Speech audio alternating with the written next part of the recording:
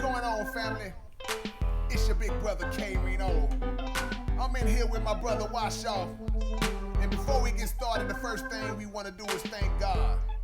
We want to thank him for everything that we have and everything that he's blessed us with. And it's crazy because even though we thank him a lot, we can still never thank him enough. He blessed us to recognize the truth, learn the truth, and then speak the truth. And once you believe that truth, then it becomes your truth. So speak your truth. Speak it even when it's a little different from somebody else's, because we gotta understand that it is possible for more than one thing to be right. But what's even better than speaking the truth is living the truth and then standing on it. Stand on it even when the whole world is coming down on your head. Stand on it even though they gonna call you crazy. They gonna say that your truth is a lie. They might even plot and plan against you. But you stand on it with no fear. Cause when you fear man, you disrespect God. And what good is gonna come out of that? So enough of all this yapping. It's time to hear some truth in this rapping. And as you listen, you'll find yourself having to make a decision. And the question will be, will you ride with the authentic, or will you ride with something that's not really yours, like a car that's rented?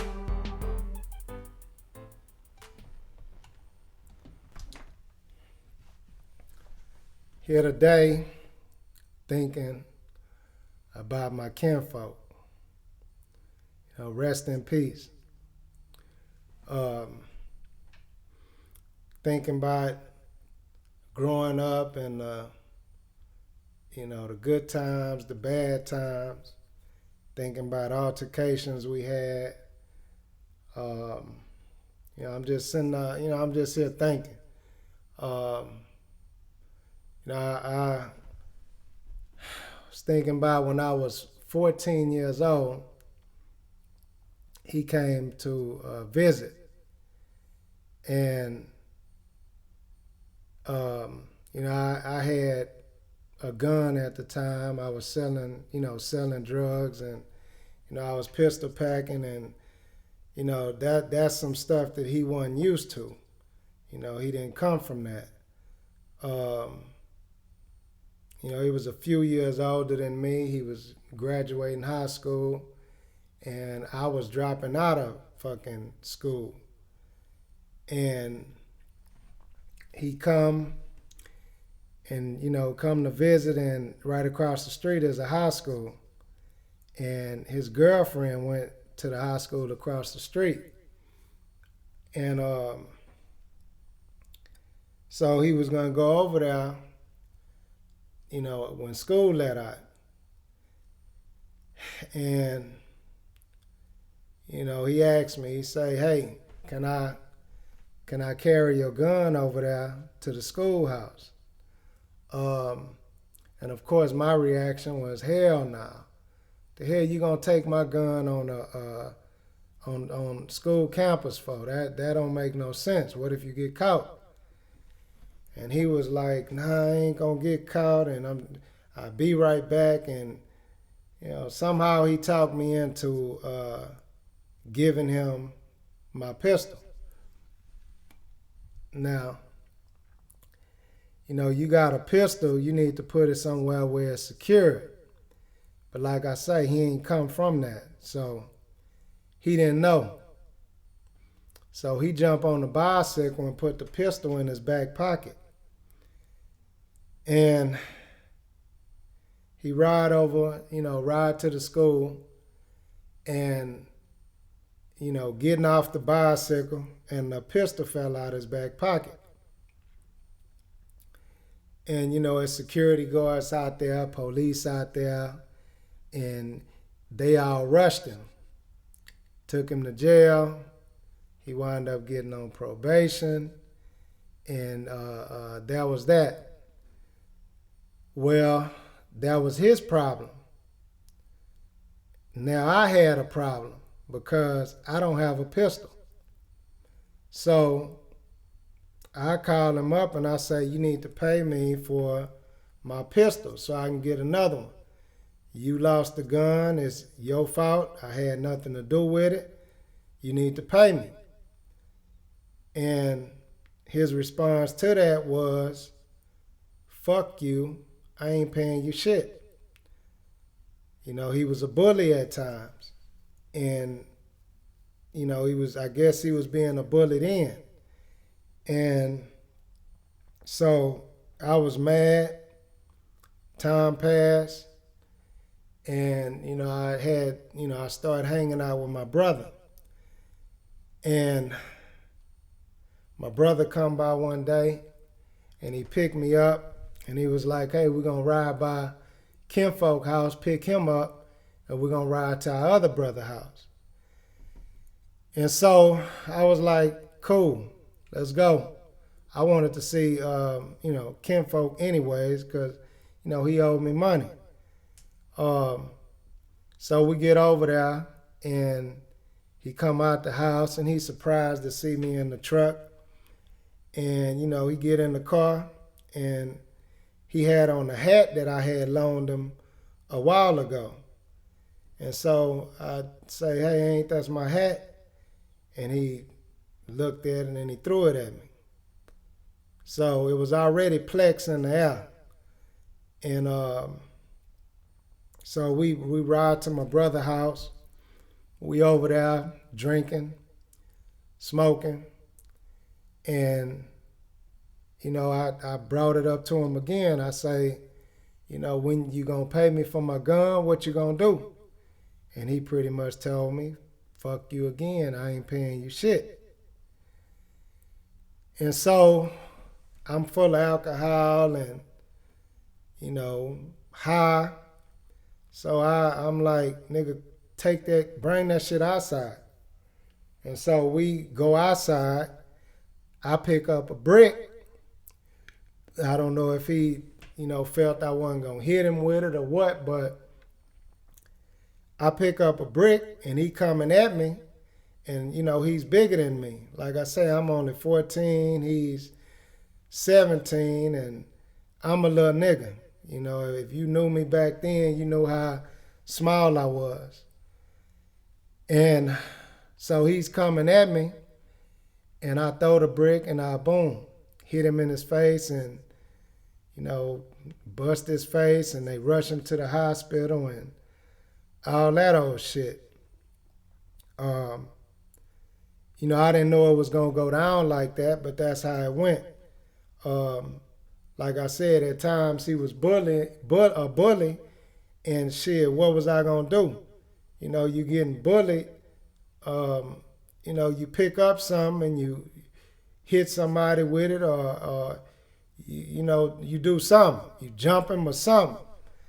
And, I mean, that wasn't the first time that he was, you know, being a bully to me. It was, you know, throughout the whole time we was, you know, cool. He used to, you know, come at me and try to fight me and try to punk me and shit like that. So that wasn't the first time. So yeah, it was a build up. And anyways, that was over with. You know, I hit him, you know, with the brick and he went to the hospital and I went home. They didn't press charges or nothing like that. And that was that. For a long time, he was looking for me. I'm pretty sure he wanted to kill me. It was one time I was in my apartments and he came riding by the apartments, you know, him and his homeboys, and I made eye contact with him and they swooped around and was coming back and I hopped the fence and I, you know, ran to the house because I knew what time it was. But that was, you know, I was probably what, 15, 16, somewhere up in there. I was young. So I get older. I'm in my 20s. I started, you know, hitting the gym, pumping up. No longer am I smaller. I become the big dog. I'm bigger than him. And, you know, the roles was reversed. You know, instead of him thinking he could bully me, I know for a fact I could bully his ass. But I didn't go that route with it. The shit had died down between us with the gun situation, and everything was kosher. So that was that. And I just sit up think about the bullying and what bullying can do to a individual. It could really mess their head up, because not just that I went through with the bullying. I had a friend that I considered to be my friend, and from elementary, to junior high to high to school or whatever, and this friend of mine, I considered him to be a friend, and he was a bully. And we'll get into it. We'll fight. He'll get the best of me, and that was that. And we remain friends. And that's just what it was. Friends fight. I ain't tripping on that. They fight. But it was this one time, I'm 18, 17 years old, and we at his people house. And we get into a fight, and he got the best of me, and the nigga spit on me. Now, I could take a ass whooping or, whatever you want to call it, but, when you spit on somebody, that's the most degrading thing that you could do to somebody, I feel like. And so he spit on me, and, that shit bothered me. So we left. He went his way. I got gas. He went his way, and I went my way. And I was 17 years old. My point is, man, is all these kids out here, they committing suicide. They shooting up schools. They killing they, so-called best friends. It's a lot going on. And a lot of that derived from being bullied. A lot of people don't know that's where it come from being bullied. And if you got somebody out there that's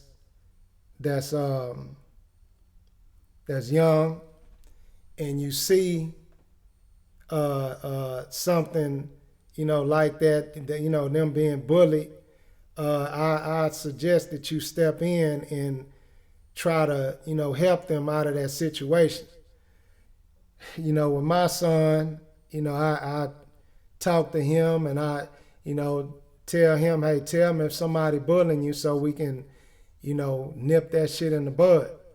Tell me if somebody bullying you. And I tell his cousins, I say, man, if y'all see anybody bullying him, or if anybody bullying y'all better stick together and try to, deal with that. Or if you feel like you can't deal with it, you come to me and I deal with it.